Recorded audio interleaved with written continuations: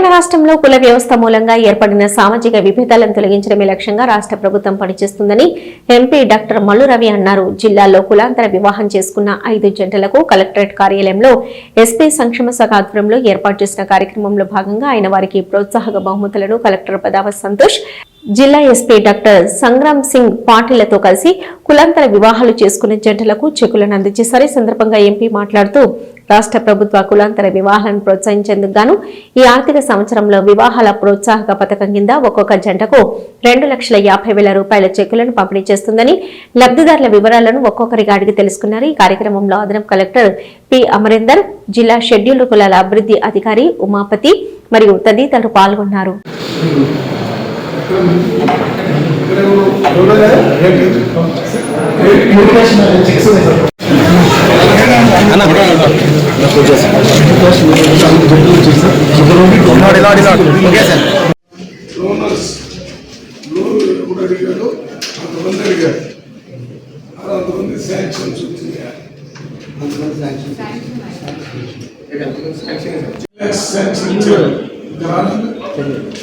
ఒక 30 వచ్చింది. ఏలూరు స్కూల్ అయిపోయింది.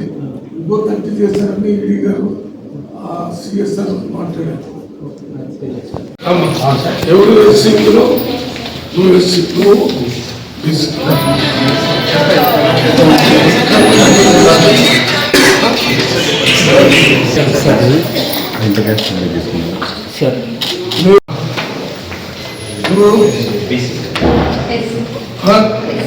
ఏం చేస్తున్నారు ఇద్దరు?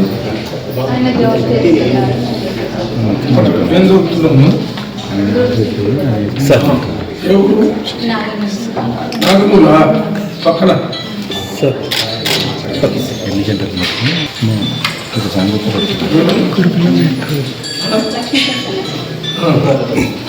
ఎవరు ఇందులో తిరగరా? వీళ్ళిద్దరు పెళ్ళి పిల్లలు వేసి ఏం చేస్తారు? అమ్మో ఇక్కడ నువ్వు